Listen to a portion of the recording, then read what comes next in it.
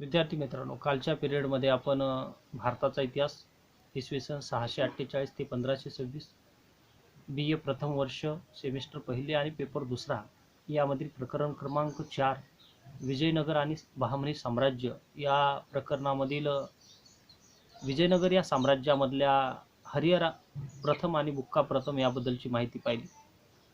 आणि हे संगम वंशातील शासक होते आणि या विजयनगरच्या साम्राज्यातला एक महान पराक्रमी शासक, ज्याला इतिहासामध्ये विजयनगरचा महान शासक म्हणून ओळखला जातो, ते म्हणजे कृष्णदेवराय.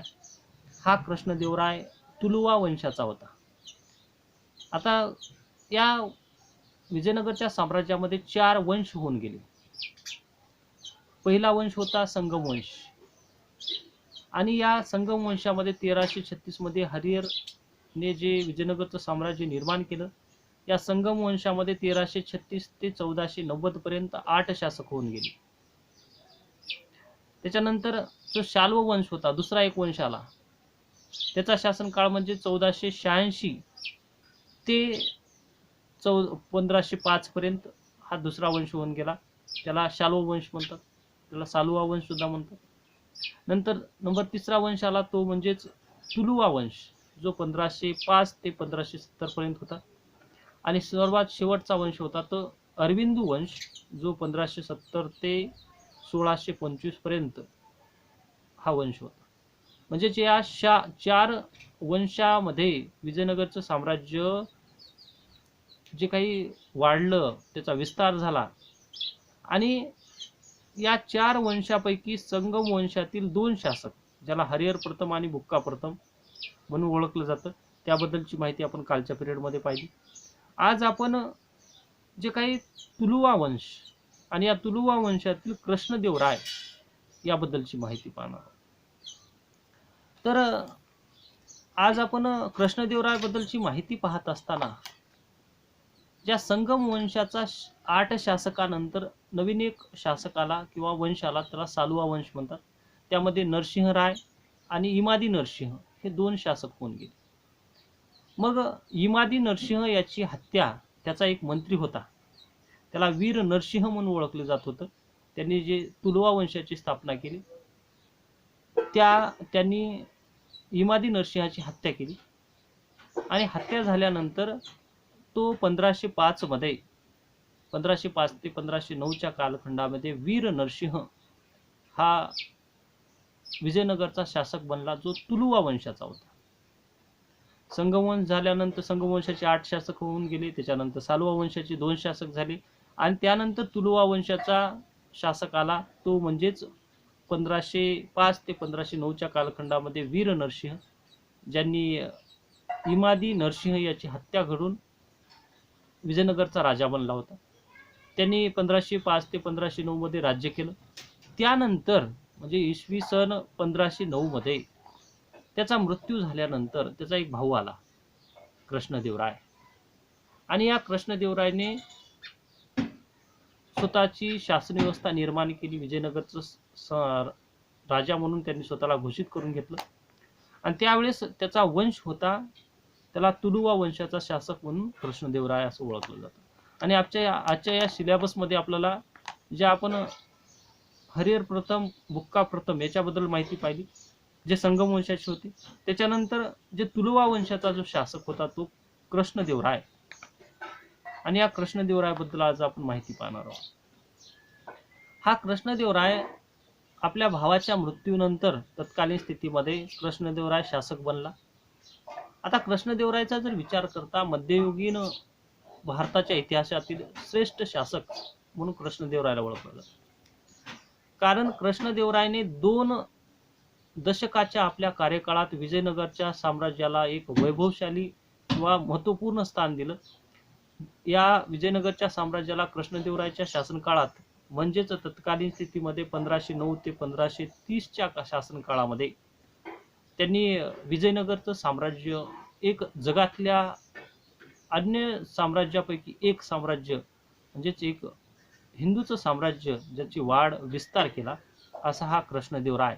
म्हणूनच आपल्या सिलेबसला जे काही विजयनगरच्या साम्राज्याचा संस्थापक हरिहर आणि बुक्का याच्याबद्दलची माहिती आणि ज्याच्या कालखंडामध्ये विजयनगरचं साम्राज्य हे दैदिप्यमान वैभवशाली परंपरा किंवा एक श्रेष्ठ साम्राज्य म्हणून एक बलाढ्य साम्राज्य म्हणून ओळखलं जात होतं दक्षिणेतलं, ज्या शासन काळामध्ये त्याचा वाढ विस्तार साम्राज्य विस्तार झाला, तो शासक म्हणजे कृष्णदेवराय, जो तुलुवा नावाच्या वंशाचा दुसरा शासक होता.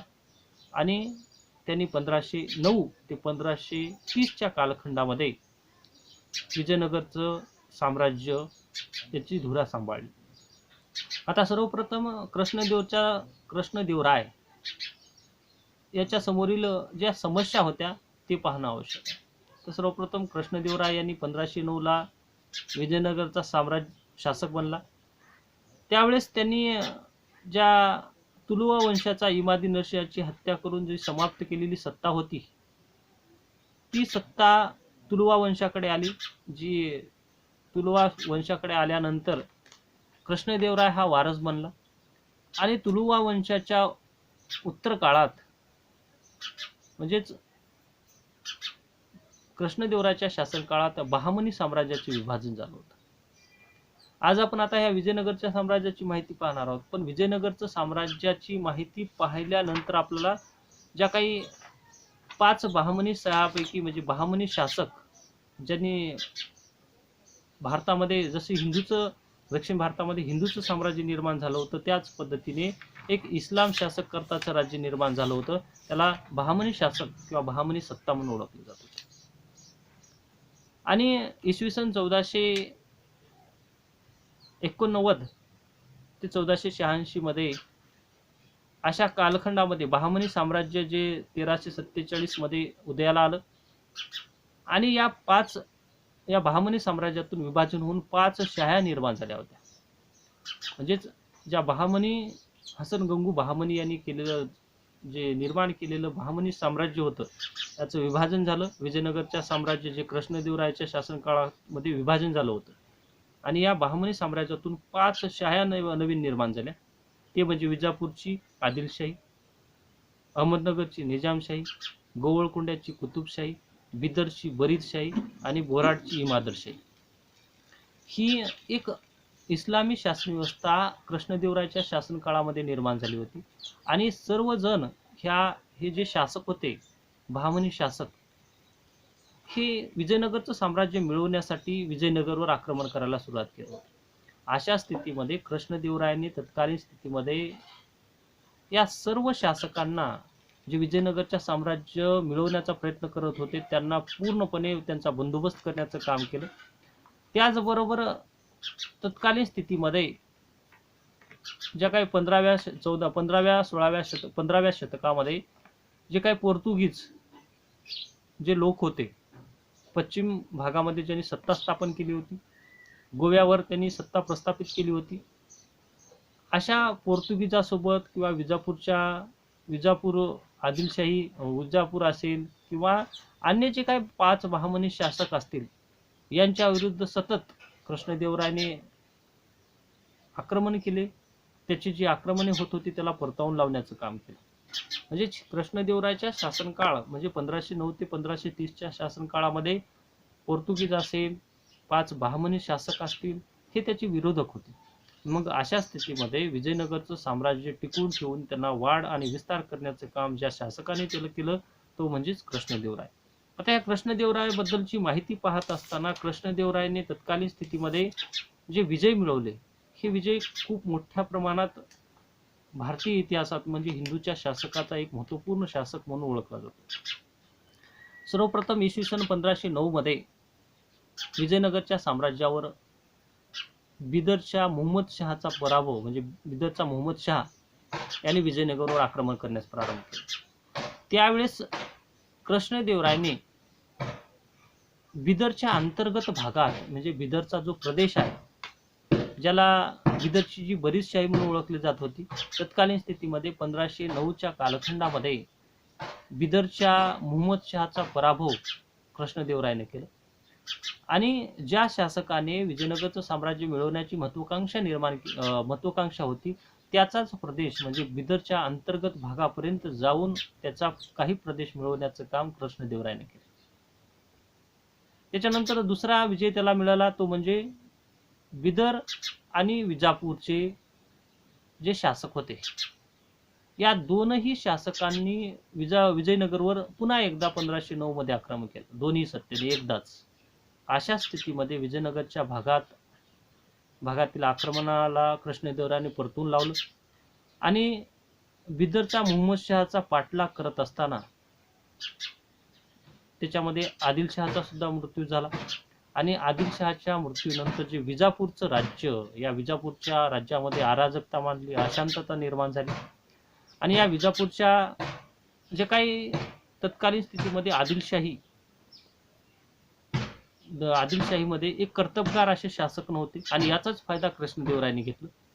ज्या 5 बहामनी शासकापैकी विजापूरची जी आदिलशाही होती, या आदिलशाहीचा रायचूरचा जो प्रदेश होता, जो रायचूरचा प्रदेश दुआब म्हणून ओळखला जात होता आणि असा सुपीक असा प्रदेश होता, तो प्रदेश विजापूरकडून मिळवण्याचं काम कृष्णदेवरायाने केलं. आणि तत्कालीन स्थितीमध्ये रायचूर हा एक महत्त्वपूर्ण आणि एक कृषी क्षेत्रासाठी महत्त्वपूर्ण असणारा जे काही भाग, तो पूर्णपणे रायचूरचा दुआब प्रदेश हा कृष्णदेवरायाने मिळवून घेतला. त्याच्यानंतर कृष्णदेवरायाने उमत्तूर नावाच्या ठिकाणी, जो कर्नाटकच्या भागातील उमत्तूरचा एक राजा होता, त्याचं नाव होतं गंगराजा, त्याचा पराभव केला आणि त्याच्या ताब्यातील श्रीरंगम आणि शिवसुंदरम नावाचं कर्नाटकमधील 2 ठिकाणे हे विजयनगरच्या जे का कृष्णदेवराय यांनी मिळवून घेतलं.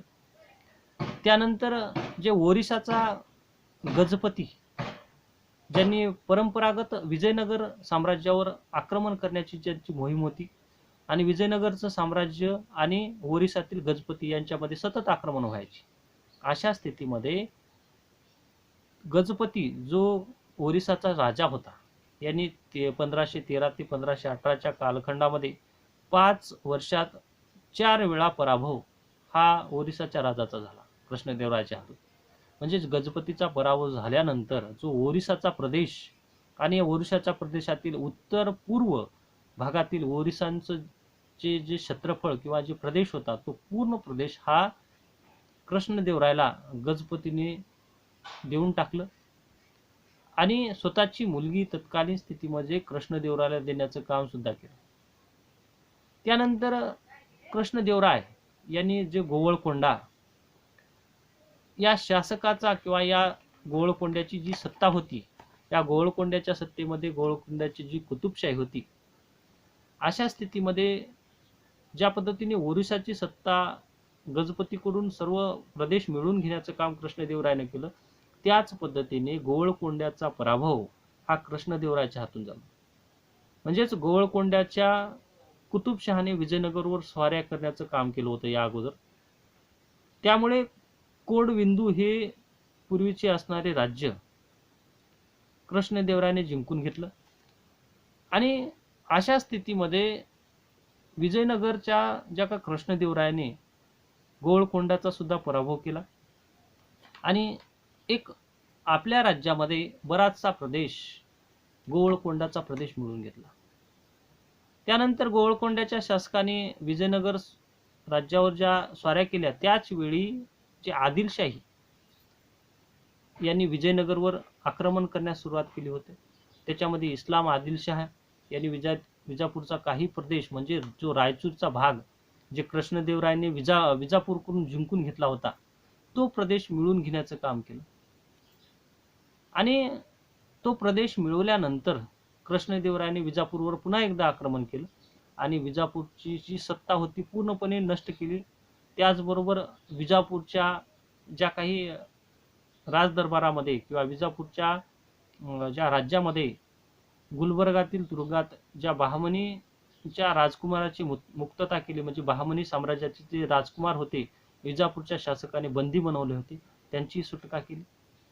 आता या विजयनगरच्या साम्राज्य जे कृष्णदेवरायाचा विचार करता पोर्तुगीजाशी मैत्री सुद्धा विजयनगरच्या साम्राज्याचा राजा म्हणजे कृष्णदेवरायाने केली.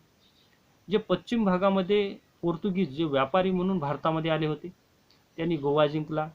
आणि गोव्याचा जो गव्हर्नर पोर्तुगीजाचा होता अल्बुकर्क म्हणून होता. याला विजयनगरच्या भागात आणि पश्चिमी भागात व्यापार करण्याची किंवा उद्योग किंवा माल जे आयात निर्यात करण्याची परवानगी ही कृष्णदेवरायाने दिली. आणि याचा मूळ उद्देश काय होता तर पोर्तुगीजाकडून अत्याधुनिक शस्त्र, सैन्य, त्याचबरोबर व्यापार या सर्व बाबीची माहिती करून घेण्यासाठी म्हणून तत्कालीन स्थितीमध्ये कृष्णदेवरायांनी पोर्तुगीजांशी मैत्री केली. त्यानंतर या कृष्णदेवराय जो शासक तत्कालीन स्थितीमध्ये 5 बहामनी शायाबरोबर सुद्धा त्यांनी आक्रमण केले, विजय मिळवलं, ओरिसाचा प्रदेश मिळवला, विजापूर असेल, गोवळकोंडा असेल अशा प्रदेशावर ताबा मिळवला, पोर्तुगीजांशी मैत्री संबंध निर्माण केली. त्याचबरोबर आपल्या सैन्यामध्ये सुधारणा सुद्धा घडून आणल्या. आता कृष्णदेवरायने विजयनगरच्या सैन्याला एक आधुनिक बनवण्याचा प्रयत्न केला. जे बहामनी शाया होत्या, 5 बहामनी शाया, बहामनी सत्तेतून विभाजन होऊन ज्या शाया निर्माण झाल्या होत्या तत्कालीन स्थितीमध्ये, त्यामध्ये जे काही विजापूरची आदिलशाही होती, अहमदनगरची निजामशाही, गोवळकोंड्याची कुतुबशाही, बिदरची बरीचशाही आणि वराडची इमादरशाही, या 5 शाया सतत विजयनगरवर आक्रमण करत होते. आणि तो शासनकाळ म्हणजे 1509 ते 1530च्या कालखंडामध्ये कृष्णदेवराय शासक होता. आणि हा कृष्णदेवराय तुलुवा वंशाचा शासक यांनी या 5 बहामनी शायाला रोखलं, पोर्तुगीजांना मैत्री संबंध निर्माण केलं, ओरिसाचा प्रदेश मिळवला, त्याचबरोबर आपल्या सैन्यामध्ये सुधारणा करण्याचं काम केलं. त्यामध्ये त्यांनी बहामनीचं जे आक्रमण सतत होणारे होतं याचा विचार करून जे फारसमधून त्यांनी फारसच्या प्रदेशातून भागातून घोडे मागवले, जे अति वेगवान घोडे म्हणून ओळखले जात होते. यासाठी त्यांनी पोर्तुगीज व्यापारी जे दक्षिणेतील अरब व्यापाऱ्यांचे सहाय्य घेतलं, म्हणजेच जे अरब व्यापारी होते त्यांच्याकडून घोड्याची आयात केली, मागून घेतलं. त्यामुळे जे काही विजयनगरच्या साम्राज्यावर येणारं आक्रमण हे रोखण्यासाठी घोड्याच्या मदतीने जे अतितीव्र वेगाने धावणारे घोडे हे आपल्या सैन्यामध्ये दाखल करून घेतले. त्याचबरोबर तत्कालीन स्थितीमध्ये सैन्याला एक शिस्तबद्धता, योग्य अशी नेतृत्व क्षमता किंवा प्रशिक्षण देण्याचं काम सुद्धा कृष्णदेवरायाने केलं आपल्या सैन्याला. त्याचबरोबर जी सैन्याची सुधारणा केली, त्याचबरोबर त्यांनी राज्यकारभार सुद्धा योग्य पद्धतीने केला. युद्ध मोहिमाबरोबर कृष्णदेवरायांनी राज्यकारभार आणि प्रशासन यंत्रणा ही योग्य पद्धतीने सांभाळण्याचं काम केलं. आणि तत्कालीन स्थितीमध्ये कृष्णदेवरायांनी तेलुगू भाषेमध्ये एक ग्रंथ लिहिला, त्याला अमुक्त माल्यदा म्हणून हा ग्रंथ त्यांनी लिहिला. आणि हा तेलुगू भाषेतल्या ग्रंथामध्ये त्यांनी राज्यकारभारात योजलेल्या उपायाची माहिती दिली आहे, जे राज्यकारभार कसा करावा, म्हणजेच आपल्या नंतरच्या शासकाला सुद्धा एक नियोजन करण्यासाठी म्हणून अमुक माल्यदा म्हणजे राज्यकारभारासंबंधीचा ग्रंथ लिहिला. त्यामध्ये कृष्णदेवरायाने अधिकारी कसे असावे, कशी त्याची निवड केली पाहिजे, मंत्री कसे असावे, मंत्र्याची नियुक्ती कशी केली पाहिजे, त्यांनी आदेशाचे पालन कसे केले पाहिजे, न्यायव्यवस्था कशी असली पाहिजे, शेजारी राज्याचे आपले संबंध कसे असलेलं पाहिजे, परराष्ट्र धोरण कसं असलं पाहिजे, या बाबीची माहिती तत्कालीन स्थितीमध्ये कृष्णदेवरायाने अमुक्त माल्यदा नावाच्या आपल्या स्वतःच्या ग्रंथामध्ये मांडले. यावरून समजतं की कृष्णदेवराय हा राज्यकारभारामध्ये, सैन्य नेतृत्वामध्ये, त्याचबरोबर एक लोककल्याणकारी शासक म्हणून तत्कालीन स्थितीमध्ये त्याचं नाव हे इतिहासामध्ये आहे. त्याचबरोबर लोककल्याणकारी कार्य, कृष्णदेवराय हा उत्तम एक प्रशासक होता, एक श्रेष्ठ सेनापती होता, आदर्श राज्यकर्ता होता. त्याचबरोबर त्यांनी जनकल्याणासाठी कार्य केलं म्हणून जनकल्याणी शासक म्हणून कृष्णदेवरायाला ओळखलं जातं.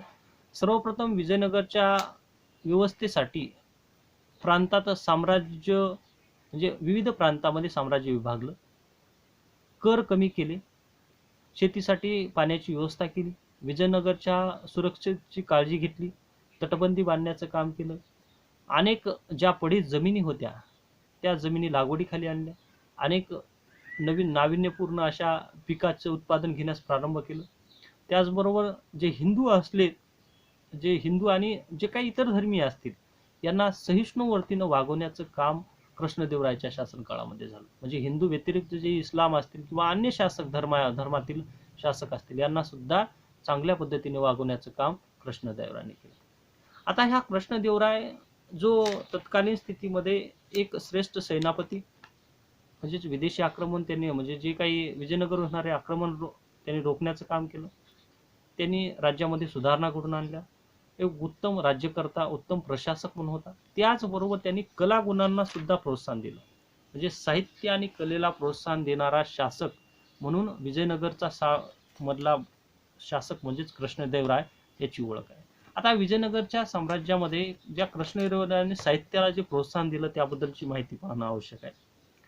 तर कृष्णदेवराय यांनी स्वतः अमुक्त माल्यदा या ग्रंथाच्या आधारे राज्यकारभार कसा करावा याबद्दलची माहिती दिली.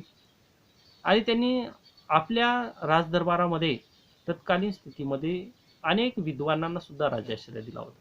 याचं उदाहरण म्हणजे प्रसिद्ध विद्वान, त्याला अयप्पा दीक्षित, कृष्णदेवरायाच्या पदरी होता.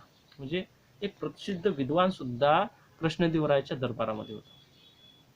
त्याचबरोबर कृष्णदेवरायाने हंपी येथे देवालयाच्या समोर त्यांनी बांधलेले 2 मनोरे हे प्रसिद्ध आहेत. त्याचबरोबर त्यांनी प्रजेच्या कल्याणासाठी मोठे प्रयत्न केले. त्यामुळे तो सर्व प्रजेचा आवडता राजा, त्याचबरोबर तो वैष्णव संप्रदायाला पूजणारा किंवा वैष्णव संप्रदायाचं मानणारा शासक होता. आणि त्यांनी संस्कृत असेल, तेलुगू असेल या वाङ्मयाला उत्तेजन दिलं. आणि तेलुगूमध्ये त्यांनी ज्या काय अमुक्त माल्यदा नावाचा ग्रंथ लिहिला. त्याचबरोबर संस्कृतमधून 5 पुस्तके लिहिली. कृष्णस्वामीचे मंदिर बांधले. त्याचबरोबर हजार राम स्वामी नावाचं मंदिर बांधलं. त्याचबरोबर शेतीसाठी अनेक कालवे काढले, तलाव बांधले. त्याचबरोबर शेतीच्या व्यवस्था केल्या. अशा प्रकारचं जे साहित्य आणि कलेला प्रोत्साहन देण्याचं काम तत्कालीन स्थितीमध्ये कृष्णदेवरायाने केलं. आणि या कृष्णदेवरायाच्या दरबारात अष्टदिग्गज होते. ज्या पद्धतीने छत्रपती शिवाजी महाराजांच्या शासनकाळात अष्टप्रधान मंडळ होतं, त्याच पद्धतीने शिवाजी महाराजा अगोदर म्हणजे या शासनकाळात विजयनगरच्या साम्राज्यामध्ये अष्टदिग्गज होते, 8 मंत्री होते. त्यालाच या 8 विद्वानालाच विजयनगरच्या साम्राज्यामध्ये आंध्रभोज म्हणून ओळखलं जात होतं.